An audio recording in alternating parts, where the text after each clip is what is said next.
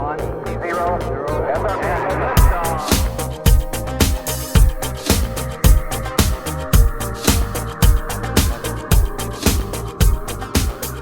guys, welcome to another episode of Filter. On this show, we recognize that the world can be a confusing place to live in, and so what I seek to do is to equip you to live with biblical clarity in our confusing world, so that you can face the chaos of life with wisdom, integrity, and courage. C.S. Lewis was one of the most profound and influential Christian thinkers in the 20th century. Both his fiction and nonfiction books continue to be bestsellers, and believers across the West still frequently credit him as one of their favorites. However, what made C.S. Lewis C.S. Lewis? What people and books shaped the mind of this legendary intellectual? My guest on today's show argues that medieval literature played a primary role in forming Lewis's mind. He helps us to see how they impacted Lewis and where we can see their influence in his writing. His name is Jason Baxter, and we discussed his new book, The Medieval Mind of C.S. Lewis, How Great Books Shaped a Great Mind. Jason Baxter has his Ph.D. from the University of Notre Dame. He is an associate professor of fine arts and humanities at Wyoming Catholic College. He is the author of several books, including The Infinite Beauty of the World, Dante's Encyclopedia and the Names of God, and A Beginner's Guide to Dante's Divine Comedy. Before we dive into this episode, let me encourage you to subscribe to our email list if you have not done so already. This way you can get all of our latest content sent directly into your inbox as soon as it drops. Just visit the link in the show notes and you can sign up on my website. Also, be sure that you're subscribed to Filter wherever you get your podcasts so that you can get all future episodes, clips, and content that we put out directly on the homepage of your app wherever you get this content. If you're really helped by the episodes that we're putting out, we would really appreciate it if you leave us a rating and review. Leave Filter a 5-star rating on Spotify and write a review on Apple Podcasts. It will only take a minute of your time, and when you take these simple steps, it greatly helps us to get the message of biblical clarity out to more people. Well, without any further delay, let's jump into this great conversation that I got to have with Jason Baxter. Jason, welcome to the podcast. Thanks. So glad to be here. Well, it's great to have you on. We were talking a second ago, just getting to know each other a little bit. It's pretty cold where you are. Tell everybody about where you're at and what you do. Yeah, I'm in the middle of Wyoming in a small town called Lander, one of the few towns in Wyoming whose population is higher than its altitude, just barely. It's snowing outside. It's 6 degrees. But I am a college professor at a small liberal arts college. I teach everything from art history to Homer to Dante. But what I know best is the Dante, and that's how I got interested in C.S. Lewis. Obviously, he and I have read all the same books. Well, he's read more, but I'm on his track. Yeah. So you feel a sort of a kinship with him that naturally led to writing about him. What initially attracted you to the classics and to Dante? Yeah, well, I mean, I read Lewis as a teenager and loved him. Mainly his nonfiction. I thought it was thoughtful. I thought it was it was spiritual nourishment. And it wasn't until and then I started on my graduate career and started reading about Dante, and I started trying to read the books that Dante read to get into his mind, as also to try to see what he was doing, to try to see what kind of horizons he was crossing. And then I came across Lewis's scholarly works, and I realized the man had beat me to everything, except he had read all these things in handwritten medieval manuscripts that hadn't been translated or edited in ancient libraries. And so not only had he got there first, but he got there with hardly any of the resources which were available to me. And when I recognized that basically Lewis and I had read the same books, then I started rethinking both his nonfiction and his fiction in light of these strange old medieval texts, which we had both read. And all of a sudden, my eyes were open to, in the best possible way. If he can hear me, I don't think he'll be offended of how he had plagiarized the Middle Ages. Not dishonestly, of course, but in an intelligent sort of way of recycling. And he had brought this medieval wisdom and brought it into a modern world, into a technological age, and made it seem all relevant again. Yeah. Yeah, so obviously you and Lewis see the medieval period or Middle Ages quite differently than a lot of people today. Right. We have a perception of it that's filled with it's dark, and it It's has true. witches and wizards and Torture dragons devices. and torture devices. Pulp And Fiction famously has a line about going medieval on your, and I won't scandalize your listeners. Yeah. and superstition and backwardness. But like I said, but you and Lewis have a pretty different idea. Can you contrast for us what is the difference between our perception of the medieval period and how Right. Lewis saw it? Right. Well, I mean, Lewis joked more than once that our own perception of the past is just this big kind of like stew pot of things mixed together. There are like Romans and togas and, Hannibal's elephants and Queen Elizabeth and Shakespeare, and they're all just kind of like blended together. I mean, so to begin with, Lewis has, really sort of precise and loads of text. I mean, this is a depressing thought experiment to do. But I think if we took every single minute we've spent watching films, every single minute we've spent watching video games, every single minute we've spent cruising YouTube or just like, browsing on Google or whatever, and cash that into reading pages, you got something like Lewis's literary imagination. It's just absolutely massive. I mean, I myself am constantly underlining his books and just impressed with the depth of his reading. But in light of that, Lewis was able to have a perception of the Middle Ages as it's not superstitious. In fact, it's actually the opposite. It's bookish. It's rational. It's trying to categorize and classify. I guess in a way they are trying to categorize and classify this massive oceanic amounts of new information that were coming to them, analogously to how we're trying to sort of I guess, appropriate to the very name of this podcast, right? How we're trying to filter through these oceans of information. That's how Lewis feels about the Middle Ages. Is sort of existing in this ocean of new information and all these possible alternatives to live. There are classical alternatives. Now there are Eastern alternatives, right? As they come into contact with the Arabic-speaking world, there are the old school Christian alternatives, and they're trying to think about how to filter all these things and build it together. Lewis said, look, we should think of these guys as cathedral builders, right? They're intellectual cathedral builders in which they're trying to take block and block. And first of all, they want to see if it has integrity and sort of purity as building materials. And then they're trying to fit it all together into this kind of great cathedral of the mind and of the heart and the imagination. That's how we should think of them, according to Lewis. That's a hugely different view than peasants covered in mud beating each other with sticks, isn't it? I'm thinking of Monty Python, right? Yeah.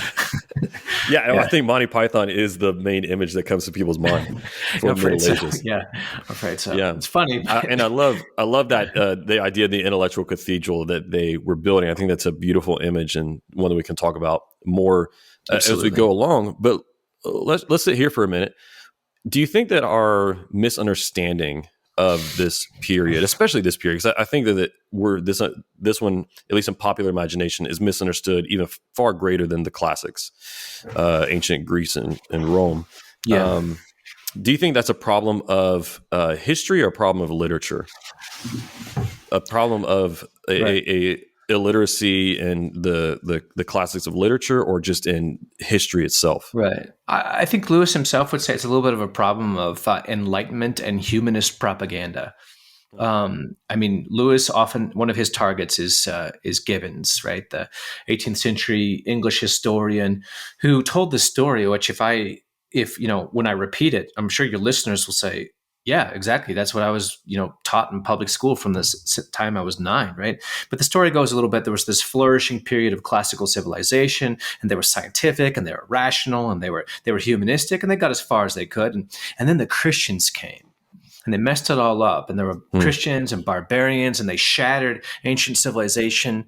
But then Copernicus and Galileo and Descartes and Newton came along and rediscovered scientific principles and kind of took off again where the ancients had left off. And then as our sophisticated, enlightened society, which is of course moral and progressive, but doesn't really need God or morality anymore. So I think, and Lewis, comments in this really cool 7-page speech, which you can find easily online. I'd encourage your readers or your listeners to go find it. It's got a Latin title, which is a little intimidating, De Descriptione Temporum. But it's his 1954 inaugural address when he took this chair at Cambridge. Cambridge lured him away from Oxford, and he's kind of a celebrity professor in his day. And Cambridge bought him and made this chair just for him.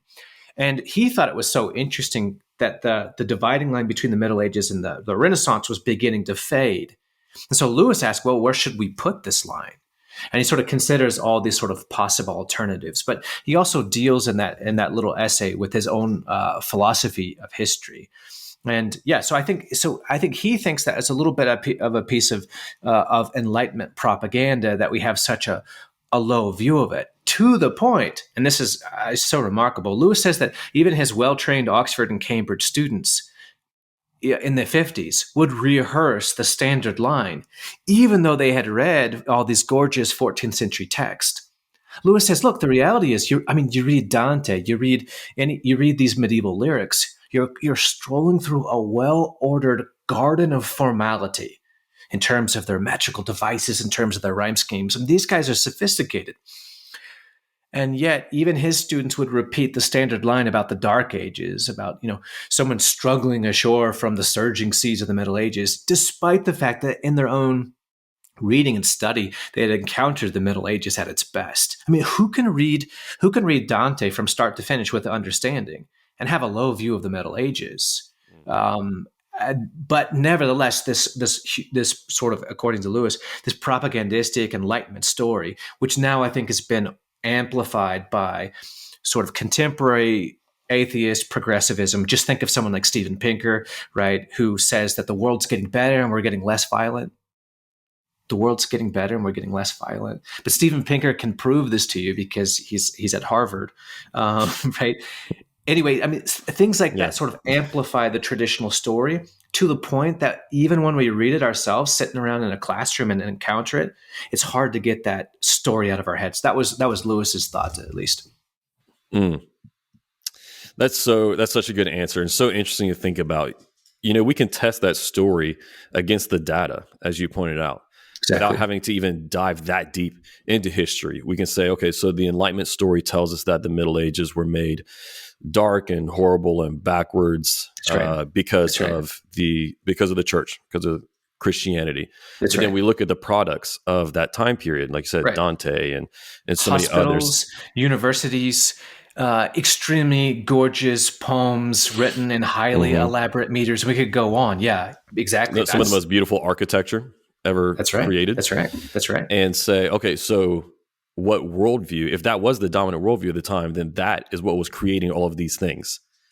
Right. So just seeing the data of the products of that time period, it sort of disproves that story, or should at least throw it into question. Exactly. And I think, for discerning people, that doesn't necessarily mean that modernity brings its own particular gifts, that modernity corrects its own medieval blind spots. And I think that's how Lewis felt about the sort of study of history. It's like, when you're driving, that spot right behind you is your blind spot, right? You can't see it in the mirrors. In some sense, history is being forced to turn and notice it. And according to Lewis, modernity has its own blind spots, which can be corrected by being faithful and, having a kind of Aeneas-like virtue of piety, right? You remember, there's a famous scene in the Aeneid where Aeneas, great sort of, middle-aged man, carrying his old aging father and taking his son by the hand, sort of like a fidelity to the future and a fidelity to the past. Lewis thinks if we bring that kind of sensibility to our reading, and we're open and we have a sense of piety, not necessarily a sense of naivete, but we're just open to it, we can indeed correct our own blind spots. And I think that's, at least, not to say that the Middle Ages in some sense if it could read into the future, it could correct its own blind spots by taking us seriously.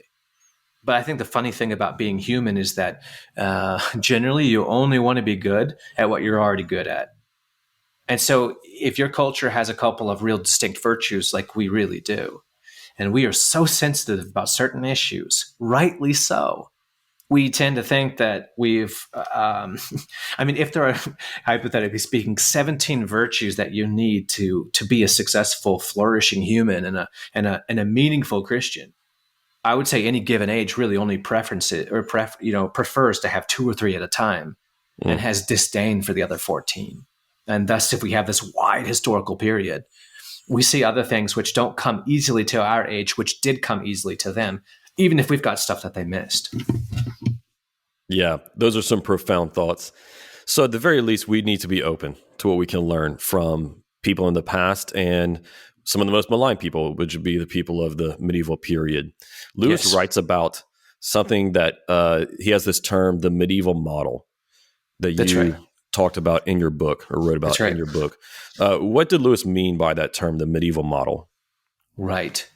It's not easy. It's so strange that I mean, you got to read Lewis on this a couple of times. He writes about this in The Discarded Image, and it's a collection of his own lectures that he gave to his students.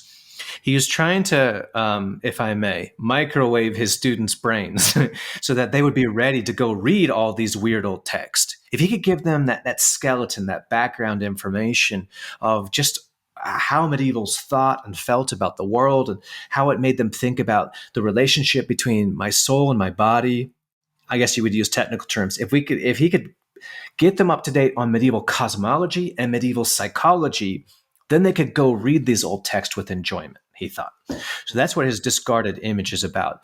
But so it's sort of like creating a cheat sheet to get started with the medievals. Would that be a way to put it? Or am I off? Yeah, no, I think that's good, except it's a really gorgeous, thoughtful, brilliant it's a big icon cheat sheet. yeah, exactly. I was just thinking of like a guide, something to get you started. Yeah, absolutely. Okay. Yeah, or to put it in Lewis's own words, he said he had spent so much time reading ancient text that he felt like he was an expat in modernity. And he had become a naturalized citizen of the Middle Ages. And he jokingly called himself a dinosaur. And said, you better be careful with your specimens because there aren't going to be many more of these things around. And he was right about that. Yeah. But in any case, so Lewis is so interested in how the medievals thought about the world, what you could call their cosmic image, right? Their cosmic background stories. And if you think about it, how we think the world works has a more important role in how we think about our own personal lives than you might think. In our world, think of a film like Christopher Nolan's Interstellar. I think that Christopher Nolan's Interstellar is a great film, and I also think it's almost kind of like perfectly captures how we think and feel about the world. In light of that, if you go back to medieval space travel, which there is, it's called Dante's Comedy, but there are others too, and Lewis knew all of these. You can really learn a lot about how they felt and how they thought about what goodness was like and what their sort of roles of justice were in society. But in essence, it's highly different from us. We live in a world as what is called a mechanized world picture. That is, we think about the world out there as just being a collection of random, inert, right? Newton's law of inertia, random inert chunks of molecules which collide against each other like billiard balls do in pool. And thus the world exists out there, just sort of waits as this potential resource for us to strip it, rebuild it. We can do it to ourselves. We can do it to our bodies. We can do it to animals. We can do it to our corn. We just rip out, cells and insert other cells. We just make whatever we want because it's just a random passive collection of molecules bumping against each other. Lewis points out, though, that for the medievals, that is not the case. The world is very different. The world is more like an icon or like a cathedral or like a sacrament. And he writes about this in his fascinating little sermon called Transposition, which rates in my top 3 ever Lewis sermons or essays. Transposition, he says, okay, imagine a world before digital recordings or even, mechanical recordings. If you go to some big, huge symphony and there are 400 different instrumentalists, right, playing, and you want to let other people who didn't get to go to the symphony hear it, what do? Well, you write a transcription, right? A transcription for a piano. But the piano is this kind of imperfect um, attempt to recreate all the complexity, beauty, tempo of the symphony. You could both get at it, some of its harmony and some of its melody, but also imperfectly, because you only got one instrument and not flutes and violins and cellos and kettle drums and all that kind of stuff. Lewis said, think about, if you want to know what the medieval cosmic image is like, think about the physical world like the piano transcription of the Great Symphony. The Great Symphony is the invisible world of spiritual value, and it's warm and it's joyful and it's to in an abundance, and it does its best to express itself in the limitations of our space and time and history. But in some sense, everything we see is always trying to point at something which it imperfectly represents because of the limitations of its own capacity. And this is why you have a figure like Aslan at the end of the Narnia series saying, you're not nearly as happy as I hope to make you. In some sense, for Lewis, the great drama, not only of the universe, of the cosmos, but also this is how it relates to the sort of spiritual story of Christianity, is God wants to make us more happy, or as happy as we have the capacity to respond to. And to some sense, our own kind of psychological limitations, our own spiritual limitations are constantly blocking out the levels of depth and the levels of happiness for which we are intended for. We ourselves are constantly filtering it out. To go back to our theme, right? Filtering in a bad way. Yeah. Analogously, in some sense, the medieval universe is doing its best to hint at that deeper level of reality within the limitations of its own material structure. It makes me think of Peter Berger, who said that in the modern world, we live in a world without windows, and how different the medieval saw the world. It was a world that was filled with beauty and meaning and transcendence. It was a world that was full of windows, and they would be cathedral windows, beautiful stained glass. Yes, that's right. Stained glass windows. And yeah, in some sense, that the stained glass window is like our universe. And that pure light is sort of analogous to the spiritual realities just underneath the surface of everything. Yeah. So if we could dive a little bit deeper into medieval cosmologies. I know this had a great effect on Lewis, and as you talked about before, was a significant part of his model. Help us to understand the medieval cosmology a little bit more, and how it differs, and once again, how it differs from the predominant cosmologies today. Right. Well, I guess the first thing, everyone knows this, that for the medievals, the Earth is at the center of the universe, and which at first seems sort of laughable to us. But what's fascinating is that they think that the planets are sort of spaced out in these harmonic intervals, so that in some sense they have the same mathematical proportions that chords do in music. Thus, the universe is literally a symphony. The very motion of the planets are, as they say, are sort of plucking chords on a guitar, or they would say a cithara, right? But the sort of plucking chords. Now, the fascinating thing, according to the medievals, is that this sort of like great uplifting, symphony we've become deaf to due to overexposure. The medievals say it would be like if you were born next to a waterfall and lived there your whole life. At some point, you just sort of tune out the raucous noise of the falling water. Analogously, we become deaf to the great cosmic symphony. And so, for the medievals, this is the whole point of art. And this is why they're cathedrals, this is why they're poetry, and this is why even their music, right? If you go listen, not just to Gregorian chant, but so-called polyphony, like the Notre Dame school, this stuff is highly mathematical. What they're trying to do, seemingly, and this sort of thing pervades, almost maybe up to sort of someone like Vivaldi, right? What they're seemingly trying to do is recreate the harmonic structures which are out there in the cosmos, but in my own little icon of art, so that I can retune the soul and the ear, and have this kind of. So they explain it this: if you've encountered a a work of an artistic work or a symphony or a painting of great beauty, the medievals would say, well, obviously, your soul is being retuned to this cosmos. For us, on the other hand, because there's no meaning out there, because all the meaning is here and it's what I bring to it and how I wish to see it, the artist has to be true to himself, expressing his or her own authenticity.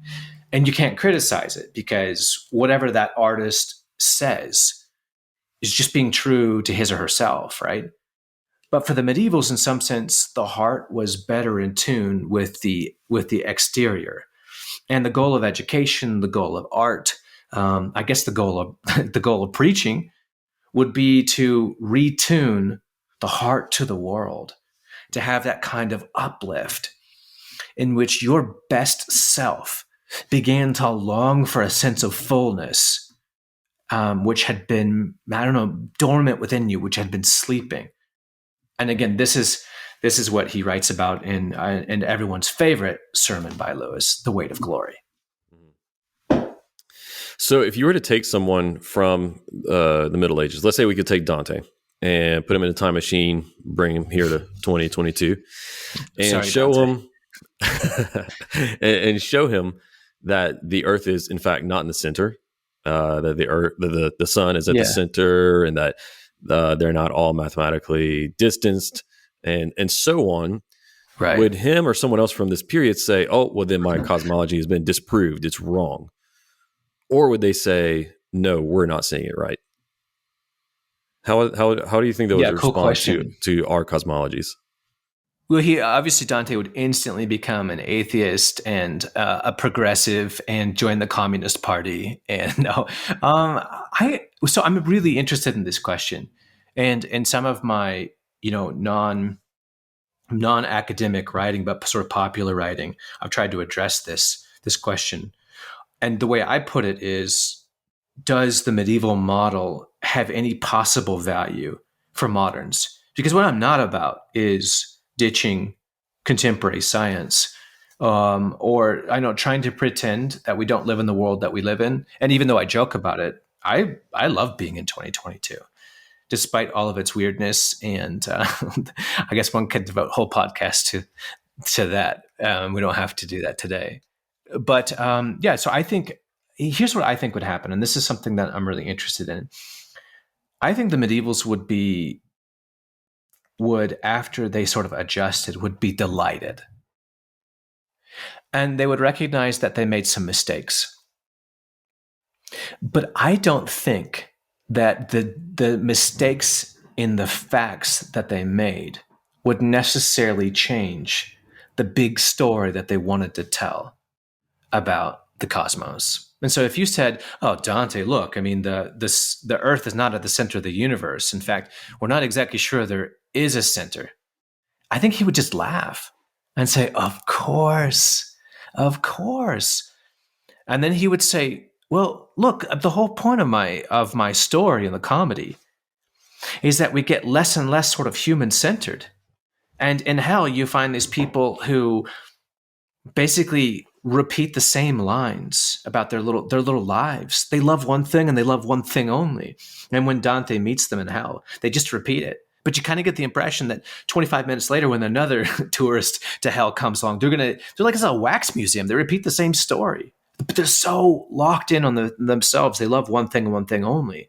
But this whole sort of movement into this like sort of heavenly journey up into Paradiso, into paradise, is that you encounter larger and larger realities in which people are more and more comfortable with a good diversity, with a good variety, with a sort of, they have awe and are sort of dazzled by the number of things which are beautiful in this world.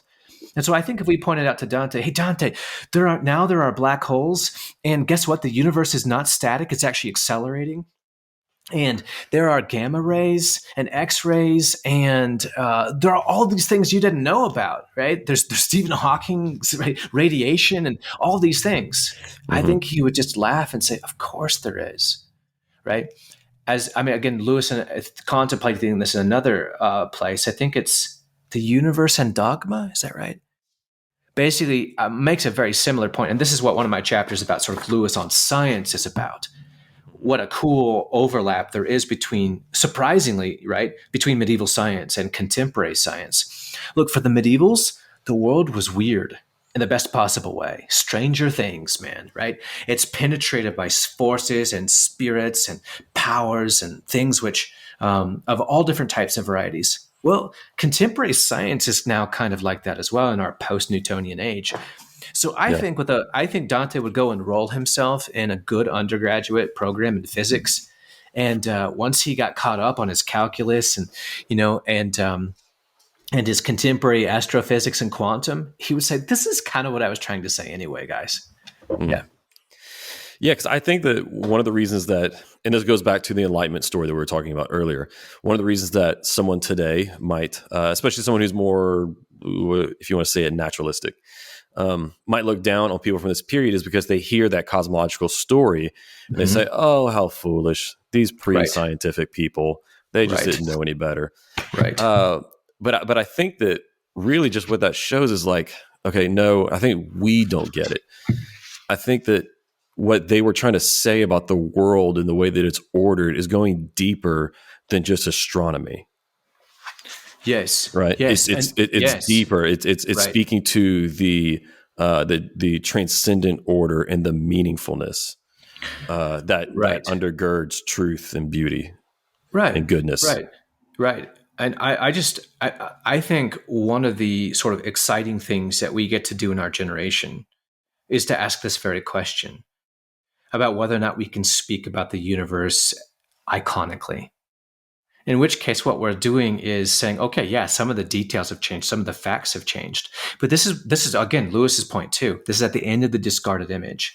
He said, look, I know my readers have just been itching to say something to me. Hey, Lewis, I'm really glad that you're so excited about, about the medieval cosmic image. But it wasn't true. You know that, right? And Lewis says, well, modern science is a funny thing. True is a funny thing in science. Because what we mean by true is in contemporary scientific thought is modeling, it's paradigm creating. We do a series of empirical experiments, right? We do a series of tests, we do a series of correlations, we find a series of patterns, and we think that's suggestive of the reality behind it. But we're always using models, and hence, when when we talk about the medieval model, Lewis thought that again they had already sort of beat us there. I think your listeners and watchers might really enjoy this one. At the beginning of my chapter 8, Modern Science and Medieval Myth, I have a little dialogue that Lewis wrote between an atheist and a Christian. And the atheist says, you see, the real objection goes far deeper. The whole picture of the universe which science had given us makes it such rot to believe that the power at the back of it all could be interested in us tiny little creatures crawling about on an unimportant planet.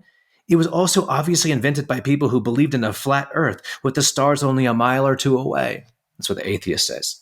The Christian says, who I think is Lewis, when did people believe that? Atheist. Why, all those old Christian chaps you're always talking about did. I mean, Boethius and Augustine and Thomas Aquinas and Dante. Christian. Sorry, said I, but this is one of the few subjects I do know something about. I reached out my hand to a bookshelf. You see this book, I said, and I pulled out Ptolemy's Almagest. Just read this, I said.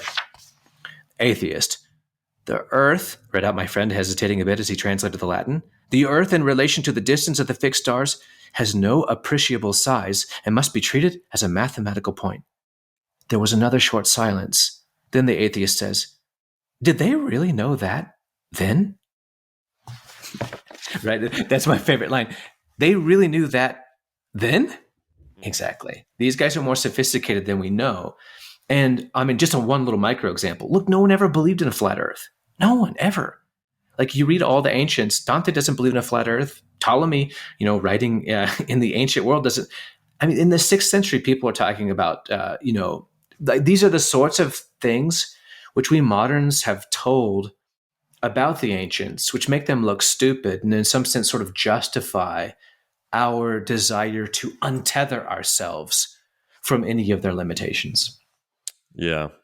Yeah, but weren't we taught that Christopher Columbus sailed the ocean blue in 1492 to prove that the Earth isn't flat because people thought that if he sailed out into the Atlantic, he would fall off the edge of the Earth?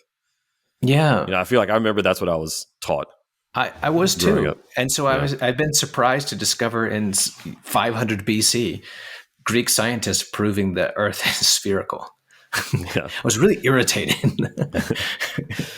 So, what are some of the ways that we can see this medieval cosmology coming through in Lewis's writings? Yeah, great question. I think he constantly wants to surprise us and draw us out of the smallness of ourselves. What an important theme this is, right? Think screw tape letters. If you can get your human subject, your human victim, to obsessively meditate on himself, then there will be no chance that the bigger, wider, more surprising, more fiery, more beautiful world can get into him. I think Lewis thought that moderns were essentially narcissistic, right? Precisely because we don't believe the world out there has anything to tell us, right? Because it's just a bunch of inert chunks of atoms colliding and interacting in physical and chemical processes. Then the meaning is here. And so that's some kind of constantly like Dostoevsky's Raskolnikov, right? In his little narrow attic with his low roof, just sort of obsessively meditating about myself and my own worries and so forth. Mm-hmm. Lewis thinks that's brilliant. That's brilliant from a diabolical perspective. So I think in a way, just, we talked earlier about that kind of retuning aspect, opening up those horizons, being surprised with other deeper, bigger, and different types of love.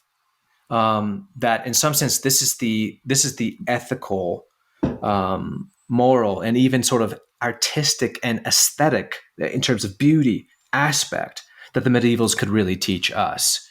Is that we get sort of stuck in these kind of like narrow, self-affirming, rational loops, whereas the medievals were constantly trying to open up to these larger worlds. They wanted to harmonize themselves into a bigger political community and even into a bigger sort of cosmos, whereas we're sort of this kind of narcissistically inward. I think that's one kind of huge thing. I mean, so if you think about the end of the Great Divorce, the big reveal. George MacDonald gets down on his hands and knees like, okay, where was that? And he finds this tiny little crack. Like, I think hell's there. Like, in some sense, that the selfishness is so microscopically small. We're so pusillanimously small. And the medieval imagination is constantly trying to break that open, draw out the individual into the harmonic symphony of the whole. And I think that's one of the great sort of lessons that Lewis imitates in his own fictional writing. Well, think about further up and further in, thinking about the very end of the world and the voyage of the Dawn Treader, right? The beautiful thing is, I think, is that for Lewis, it's not Buddhism. You don't lose yourself into a kind of nirvana of consciousness, but you do lose yourself on something oceanically huge without losing your individuality. Mm-hmm. In other words, you get harmonized into a bigger symphony without losing your individuality. So it's not Buddhism and it's not totalitarianism. But if I can put it in this weird way, it has some of the benefits of those types of thought systems without losing the beauty of the particularity, the irrepeatability of me and you, my thisness. I think Lewis was really tuned into that.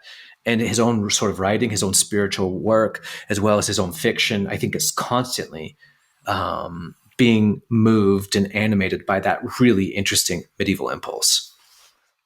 Wow. Yeah. And how important is that message for today, and this calling outside of yourself? Because I think if people were narcissistic whenever Lewis was writing, then that has only accelerated and amplified today. And I think that so much of our modern life supports that and catalyzes it, such as social media. And so, yeah, it'd be great for us to recover or remember some of the lessons that Lewis wanted us to learn. Who would be whether it's people or works, what will be some of the primary things that you would point to in the medieval period that really shaped Lewis? Thinkers Right. or literary works? What would be like, the top 5 that impacted him? Oh man, that's a fun question. Well, I think you top one, top two are easy: Boethius and Dante. And I have a chapter on Dante's influence on Lewis, and I have a chapter on Boethius's influence on Lewis. In fact, I go so far as to say that Lewis increasingly thought of himself as a modern British Boethius. That is, Boethius is living, dies in the 520s AD. And so he lives through this extraordinary period of the so-called, barbaric invasion, in which Theodoric, the Ostrogothic king, is taking over the handles of Roman government. And Boethius is a Greek reader, and is thus comes under suspicion from Theodoric, who thinks that he might be colluding with the Byzantines to overthrow him, and thus unjustly, seemingly imprisons him and executes him in a brutal, awful way. Boethius had wanted to translate all of Aristotle into Latin and all of Plato into Latin, and he wanted to translate a treatise on every single one of the liberal arts into Latin. And then he wanted to write these huge works in which he justified Plato and Aristotle, like think Raphael's School of Athens, right? And he wanted to reconcile theology and humanistic studies. This was Boethius's life goal, all of which got cut short. And when he was executed, he wrote one little book. Well, he wrote a couple others, but he wrote one little book, The Consolation of Philosophy, in which he tried to get that life goal into a single text and preserve as much as he could. And a world which was just about to lose Greek for 1,000 years, he wanted to try to bring the best. I think Lewis thought of himself like that.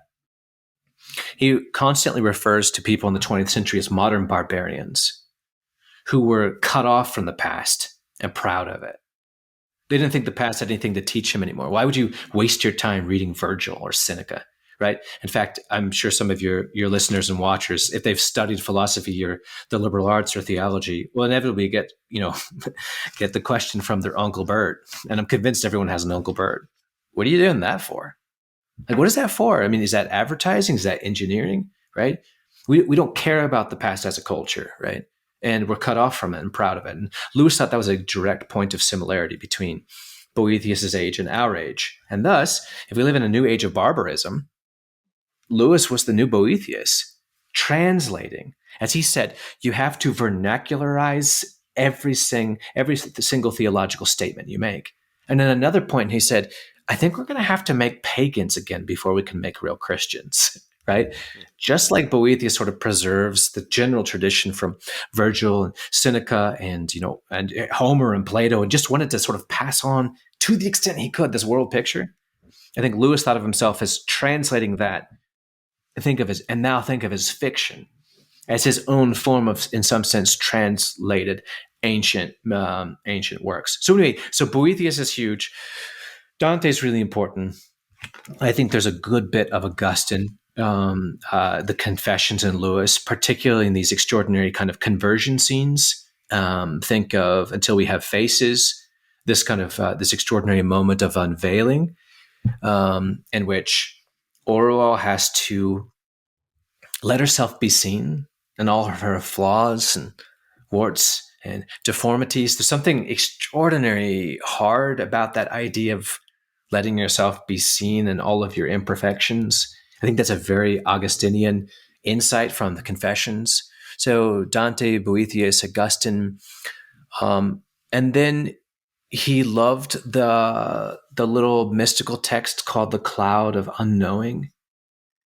And I think it got a good bit from medieval practices of reading scripture, Lectio Divina. And so that if you read one of his late works, Letters to Malcolm, chiefly on prayer, as he sort of coaches, Malcolm in engaging in this kind of prayerful biblical study, which he calls festooning. Mm-hmm. I try to show in my book that in the best possible way, this is straight up plagiarism from Lectio Divina of the Middle Ages, or to put it in a way with less sort of negative connotation, This is an extraordinary moment of recycling. And it's Lewis rescued something which was precious and remodernized it. This kind of prayerful, meditative. I mean, the medievals, just like in the biblical world, right? Ezekiel is given a scroll, and the Lord says, "Eat it," right? I mean, bites off a piece of the scroll, and he said, like, it was sweet unto my mouth. But in some sense, if we thought about reading, like the process of chewing until the flavor is released, until it sort of becomes a part of my actually sort of, organic system. Lewis, I think, plays around with that idea too. So there you go. There are five quick ones. Very good. What about one of his most popular works, especially of his fiction, would be the Narnia series? Where do we see his medieval influences come through in Narnia? I think, and this is my chapter on medieval mysticism, I think we chiefly, I'll just give two quick examples. We see them in Lucy. Lucy's a medieval mystic in which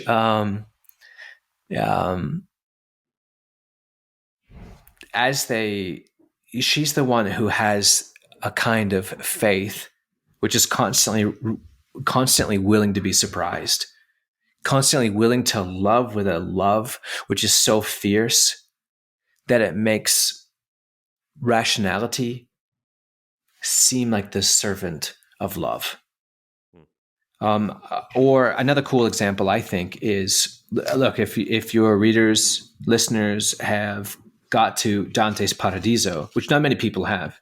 There was an article a couple of years ago in Slate which said, does anyone read Dante's Paradiso? Like 7 people, right? Lewis being one of them. But in Dante's Paradiso, part of the reason it's so difficult is that Dante himself is trying to imagine this world in which light is almost kind of, by looking at it, is visibly nourishing to the soul. Well, you think a little bit about Lewis and the very end of the world and Voyage of the Dawn Treader. Lewis says that the water was like light, liquid light, and they would reach down with their buckets and drink a glass, and they'd be filled with this kind of like radioactive joy. And they didn't talk all that much. They just sort of looked at each other with very knowing eyes. And they had this kind of communion, which had begun to sort of take place, in which a joy, which would be vulgarized if you talked it out. It was too deep for words. That's a moment, I think, of medieval mysticism, brilliantly recycled in Lewis. Yeah, that's great.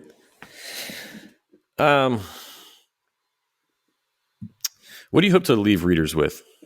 Whenever they read your book, or even listeners to this podcast, what do you hope to leave them with and take away from the book? I think we all admire Lewis a lot because of his depth, because he's the sort of man that you would want to go to if you needed counsel on something. And we all want to be deep. We all want to be the sort of person that if our friends come to us, we have something to say, right? But I think I think that's what we sort of begin with in our admiration of Lewis. So I guess if I could leave my readers with something, it would be a healthy zeal for putting in the reps to acquire that depth.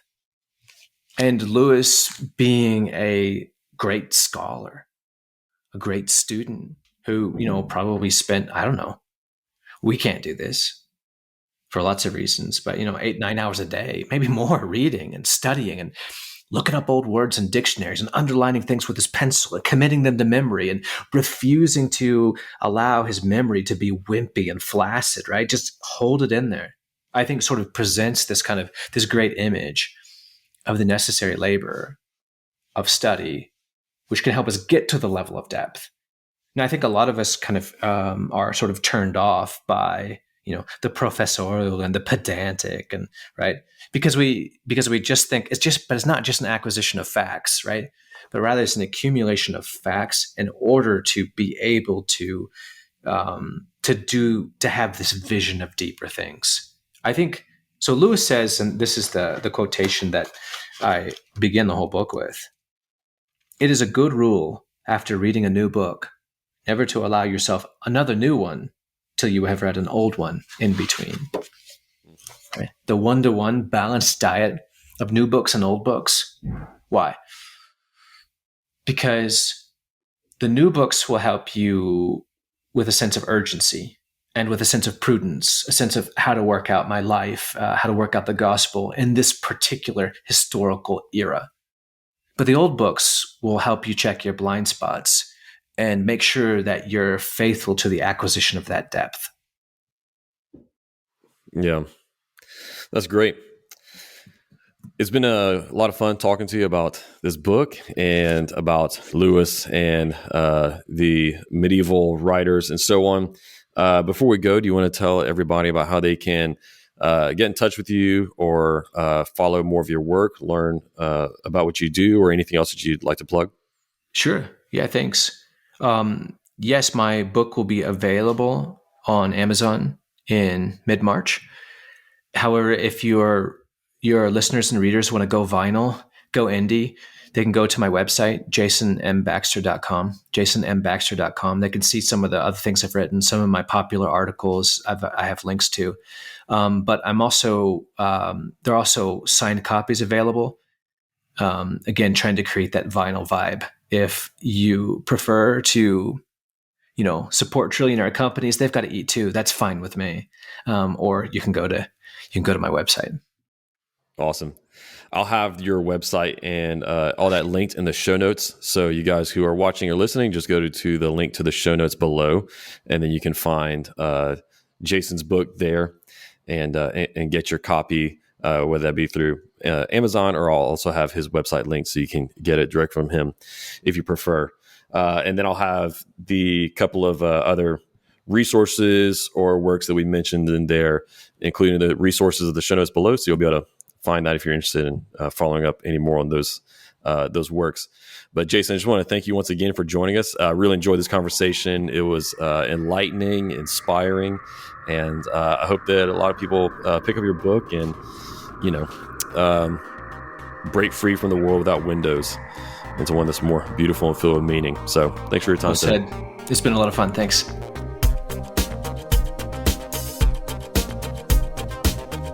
Thanks for listening. I hope this episode provided you with biblical clarity to live with confidence in our confusing world. If you enjoyed this episode and you'd like to help support the podcast, please share it with others, post about it on social media, or leave a rating and review. To catch all the latest from me, you can go to my website, aaronchamp.com. While you're there, subscribe to my newsletter so that you can be updated anytime I share new content. You can also follow me on Facebook, Instagram, and Twitter at Aaron M. Champ. Thanks again, and I'll see you next time. Until then, hold fast to the anchor.